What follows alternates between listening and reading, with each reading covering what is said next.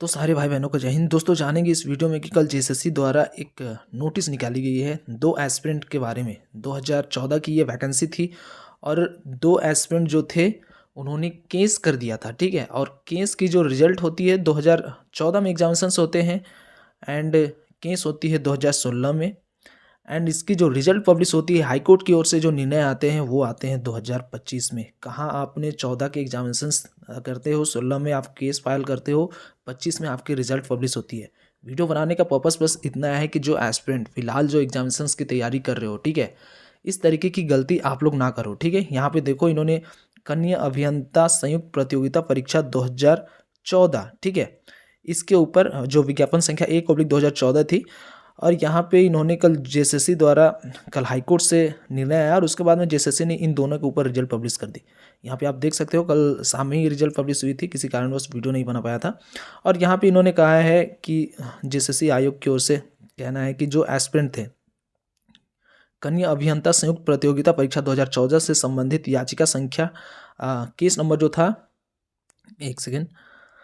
3515/2016 दामोदर कुमार बनाम झारखंड राज्य एवं अन्य तथा दूसरा जो केस था 3706/2016 तरनी कुमार महतो बनाम झारखंड राज्य एवं अन्य के मामले माननीय झारखंड उच्च न्यायालय द्वारा दिनांक 6/2/2025 मतलब कि 6/2/2025 को पारित अंतरिम जो आदेश था अनुपालन करते हुए याचिकाकर्ताओं ने परीक्षाफल निम्नवत प्रकाशित कर दिया है। इन दोनों के जो एग्जामिनेशंस जो हुए थे उसके बाद में इनका रिजल्ट पब्लिश कर दी गई है। और यहाँ पे देखो देखने और चौंकने वाली मुझे थोड़ी सी बातें ये समझ में नहीं आई कि ये लोग मतलब क्या कर रहे हैं। जो स्टूडेंट है किसी के बहकावे में ऐसा करते हैं या फिर क्या, क्योंकि पैसे तो खर्च होते हैं सिर्फ और सिर्फ स्टूडेंट के ही।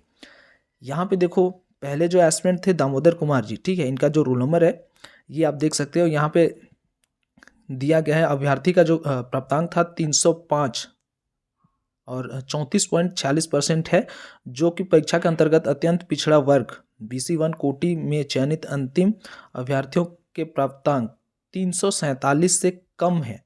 वर्णित स्थिति में श्री दामोदर कुमार का अनुक्रमांक जो है इन्हें असफल घोषित कर दिया जाता है, ठीक है। तो यहाँ पे एक बात मुझे समझ में आती है कि जो दामोदर कुमार जी हैं हो सकता है वो जेएसएससी कट ऑफ जारी नहीं की होगी और इनके जो मार्क्स थे ये ठीक ठाक रहे तो इन्होंने केस फाइल कर दिया। जायज़ है, करना भी चाहिए कि अगर आपको लगता है कि नहीं अगर गलती हुई है जेएसएससी से और मेरे मार्क्स बन रहे हैं, ऑब्वियस सी बात है कोई भी स्टूडेंट करेगा इतनी मेहनत से जो लोग एग्ज़ाम देते हैं। लेकिन एक और जन का एक जो भाई थे तरनी कुमार महतो जी, इन्होंने भी केस फाइल करा था। आप देखोगे कि अभ्यर्थी का जो प्राप्तांक था -19 था, ठीक है, -19 था और इनके जो परसेंटेज थे -2.15% थे। जो परीक्षा में परीक्षार्थी अभ्यर्थियों के कोटि अत्यंत पिछड़ा वर्ग BC1 से ये भी बिलोंग करते थे। वंचित कोटिवार न्यूनतम जो अर्हता प्राप्तांक था 34% से भी कम है। वर्णित स्थिति में तरनी कुमार महतो जी का ये जो रोल नंबर है इन्हें भी दोस्तों असफल घोषित कर दिया जाता है। अब देखो यहाँ पे चौंकने वाली बात ये है कि चलो दामोदर जी का समझ में आता है कि ये भाई जैसे 347 कट ऑफ थी, इनका मार्क्स 305 था, तो हो सकता है जेएसएससी ने कट ऑफ जारी नहीं करी होगी और इन्होंने केस कर दिया, तो ये जायज़ है कि समझ में आता है। लेकिन ये जो तरनी कुमार महतो जी थे इन्होंने किस हिसाब से कोर्ट में फाइल करी होगी केस। अब बताओ कि जो मतलब इतने कम मार्क्स बन रहे हैं और इन्होंने भी केस फाइल करी। अब समझने वाली बात यह है कि हो सकता है ये स्टूडेंट किसी के बहकावे में आके करते होंगे ऐसा, क्योंकि कहीं ना कहीं आप केस फाइल करते हो तो ये सारा नुकसान झेलना पड़ेगा आपको ही। ऐसा नहीं कि आपके मार्क्स एकदम बिल्कुल बन ही ना रहे हो और आप जाके सीधा हाईकोर्ट में जाके सीधा केस ठोक दिए, केस फाइल कर दिए, तो ऐसा नहीं होता है। आपके मार्क्स डेफिनेटली, अगर ये दामोदर जी का समझ में आता है, लेकिन तरुण कुमार महतो जी आपने किस हिसाब से केस फाइल करी हाईकोर्ट में और इतने दिन बाद आपके निर्णय आए, हो सकता है आप चांसेस में रहे होंगे कि मेरी भी रिजल्ट पब्लिश हो जाए अगर किसी के बहकावे में। लेकिन इतने दिन जो आप 16 में फाइल करते हो केस, कम से कम 20 सुनवाई तो हुए ही होंगे, 20 से ज़्यादा ही मुझे लगता है 20 सुनवाई हुई होगी और 20 बार आपको आना जाना हाईकोर्ट के चक्कर लगाना, इतने में क्या पैसे खर्च नहीं होते हैं? होते हैं डेफिनेटली। तो मैं यही कहूँगा आप लोग से जो स्टूडेंट रहते हैं जिन्हें लगता है कि हमारे जो मार्क्स हैं किसी भी एग्ज़ाम हो, अपकमिंग जो भी एग्ज़ाम्स होंगे, अगर आपके मार्क्स अगर वैसे भी जेएसएससी कट ऑफ जारी नहीं करती आजकल। तो अगर आपके मार्क्स अच्छे खासे बनते हैं तो डेफिनेटली मैं चाहूँगा कि दामोदर कुमार जैसे आप लोग कर सकते हो केस फाइल। लेकिन अगर आपके मार्क्स बिल्कुल नहीं बन रहे हैं और आप किसी के बहकावे में आके कर रहे हो तो कहीं ना कहीं आपके पैसे खर्च होंगे, आना जाना अलग से। तो ये सारी चीज़ें देखनी पड़ती है।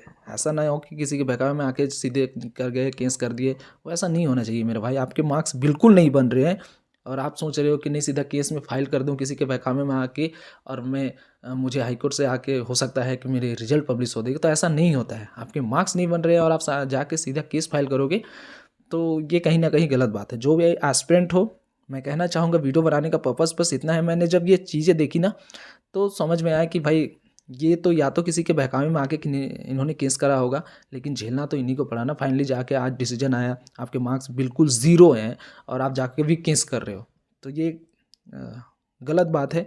आप लोग जिनके मार्क्स अच्छे खासे बनते हैं वो डेफिनेटली हाई कोर्ट की ओर जा सकते हैं, और जिनके मार्क्स बिल्कुल नहीं बनते आप किसी के बहकावे में आके बिल्कुल ना करें केस वगैरह। ये जो सारी चीज़ें होती हैं, क्योंकि इसके लिए आप लोग को लंबा चक्कर लगाने पड़ते हैं, पैसे आपके ही खर्च होंगे, क्योंकि वकील का जो पैसा होता है वो देना पड़ता है। हाई कोर्ट के चक्कर लगाओ वो अलग से लगाओ, 20-30 सुनवाई जो होती है वो अलग से आप लोग को जाने पड़ेंगे। ठीक है, तो जो भी एस्पिरेंट ये दोनों एस्पिरेंट को असफल घोषित हाई कोर्ट की ओर से मिल चुकी है।